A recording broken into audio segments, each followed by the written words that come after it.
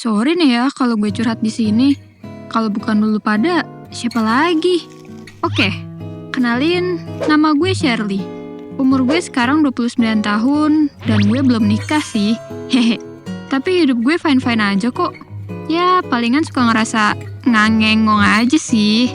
Buat gue pribadi, nikah mah gak usah buru-buru lah ya. Jodoh gak bakal kemana juga. FYI, gue asli Bandung. Coret, alias Cimahi. Gue tinggal cuma sama emak gue. Soalnya ayah gue udah meninggoy beberapa tahun lalu karena sakit. Jadi ya gue tulang punggung keluarga dengan penghasilan yang didapat dari buka warung nasi di depan rumah. Gue di sini mau cerita tentang kisah romansa gue. Dulu sih sekitar tahun 2015-an. Ya zaman gue masih kinyis-kinyis lah. Saat itu gue lagi seneng-senengnya main game di HP. Game-nya tuh kayak MMORPG gitu. Lumayan lah, sambil jaga warung biar gak bosen. Awalnya sih kita partner main doang. Terus saling tukeran akun di Line dan chat random deh. Lama-lama kayaknya cocok dan dia ngajak gue buat pacaran. Kebetulan juga gue baru putus sama mantan gue.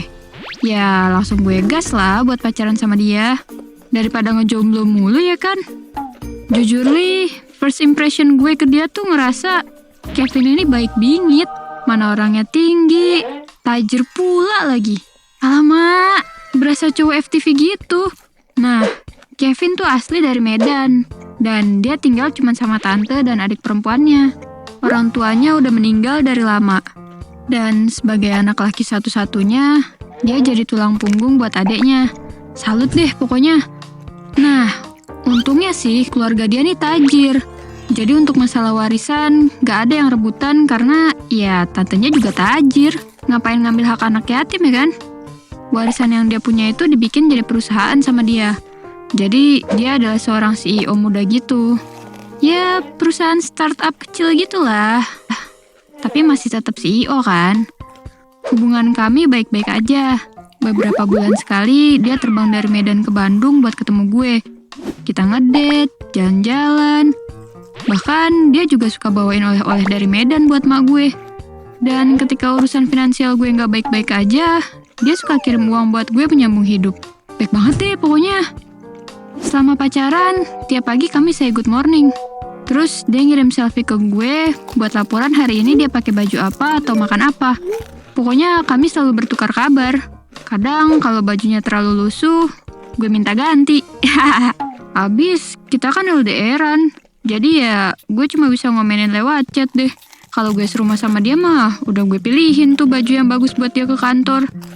Beberapa tahun kemudian hubungan kita masih sama. Chat, video call, laporan tiap pagi. Semua dilakukan selama bertahun-tahun. Dan suatu hari dia ngelamar gue buat tunangan. Ya otomatis gue seneng banget lah. Dari main game doang sampai bisa jadi jodoh beneran. Gue udah kayak terbang ke langit ketujuh gitu. Ya udah, akhirnya gue terima dong. Dia bilang pengen nikahannya di Bandung aja, supaya semua keluarga gue bisa hadir. Biar dia dan keluarga dia aja yang datang ke Bandung. Wah, udah deh. Dengan semangat gue nyiapin semua hal-hal buat tunangan. Yang pasti biayanya dari dia. Soalnya gue kan cuma anak tukang warung nasi. Mana bisa beli hal-hal buat persiapan tunangan. Mak gue juga semangat tuh buat beli segala sesuatu untuk acara pertunangan gue. Secara gue kan anak satu-satunya. Jadi dia mau gue punya hal-hal yang terbaik. Mumpung beliau juga masih ada di samping gue.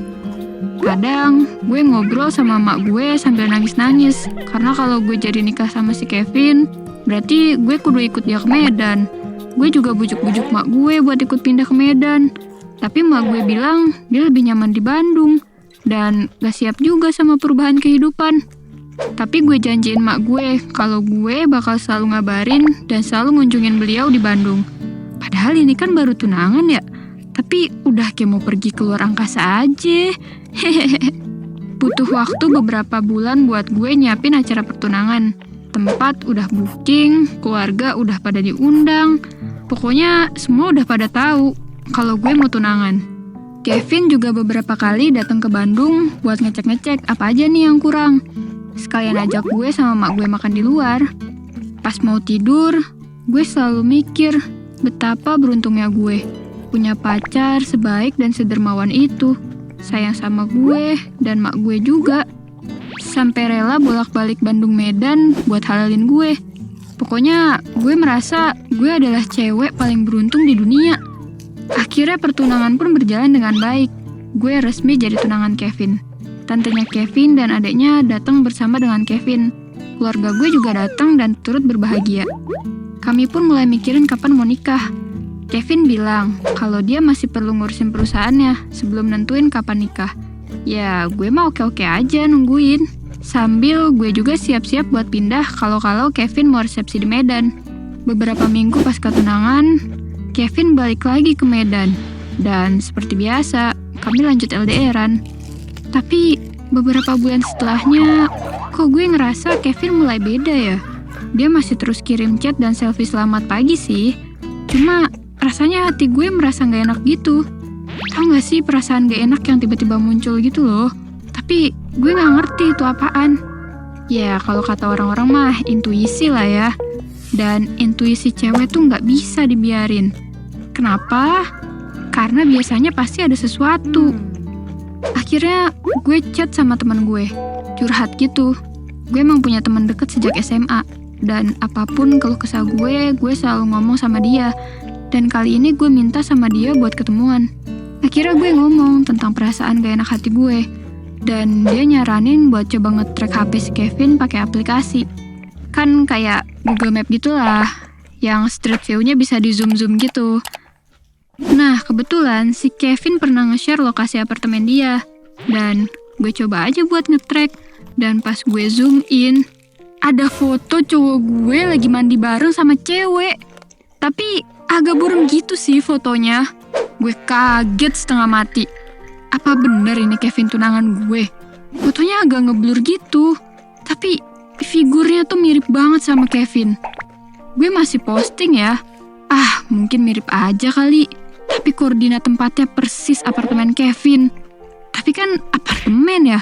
Siapa tahu itu orang yang di lantai bawah atau atasnya apartemen Kevin. Temen gue juga lihat dan dia bilang, mungkin orang yang mirip aja kali. Terus gue kayak, ya udahlah ya, semoga aja bukan seburuk apa yang gue pikirin. Terus ya udah, gue coba lupain hasil foto trackan waktu itu. Dan gue chat Kevin kayak biasa. Tapi gue masih tetap penasaran. Jadi gue kirim tuh fotonya ke si Kevin. Pih, ini kamu bukan? Agak lama tuh Kevin jawabnya. Dapat foto itu dari mana? Jawab dia. Terus gue balas lagi. Dari aplikasi. Mami coba nge-track papi, terus ini yang didapat. Dari situ Kevin gak jawab. Dia kayak cuma mencoba buat bikin alasan gitu. Kayak yang salah orang kali. Tapi feeling gue ngerasa kalau itu beneran Kevin. Gue gak mau suuzon sama dia ya. Jadi ya udah, gue coba buat lupain. Sampai suatu ketika, kita berantem di telepon karena dia gak juga ngasih jawaban tentang kapan kita nikah. Terus gue nyeletuk. Papi udah punya yang lain ya di Medan sana. Terus dia yang kayak, maaf mami, papi hilaf. Jeder. Gue ngerasa kayak disambar petir di siang bolong. Ternyata apa yang gue lihat waktu itu adalah kebenaran. Gue yang lagi marah langsung kayak, ya udah kita putus. Tapi Kevin mencoba mohon-mohon sama gue buat gak putusin dia karena kita udah tunangan. Dia bilang, maafin papi Mi. Papi cuma kesepian, karena mami gak selalu ada bareng papi. Ya bener sih, karena kita LDR-an. Gue juga sering kok merasa kesepian karena dia jauh. Tapi gak ada sekalipun gue kepikiran buat nyari kehangatan dari cowok lain. Gue udah kepalang sakit hati sih. Dan gue orangnya sangat keras kepala sama pilihan gue. Kalau gue udah bilang enggak, ya enggak. Jadi gue tetap putusin dia. Setelah itu, dia tetap mencoba untuk balikan sama gue. Dia chat dan selfie tiap pagi. Nanyain, mami kabarnya gimana? Udah makan belum? Berasa kayak apa yang diomongin ke gue tempo hari itu gak pernah terjadi sama sekali. Sampai akhirnya gue cukupkan sampai hari itu. Gue blok semua hubungan kontak sama dia, dan gue curhat sama mak gue. Mak gue marah bukan main. Gue nangis jadi-jadinya. Sekecewa itu. 8 tahun gue habisin waktu gue. Berharap akhirnya gue menemukan cinta sejati gue. Ternyata malah kandas gara-gara cowok gue gak tahan dengan rasa kesepian karena LDR. Gue usaha banget buat mencapai kebahagiaan hidup lagi. Gue hangout lagi sama temen-temen gue. Sampai beberapa tahun setelahnya, akhirnya gue dapet cowok baru. Kali ini cowoknya temen gue waktu kuliah dulu. Namanya Anton. Dan dia sekota sama gue.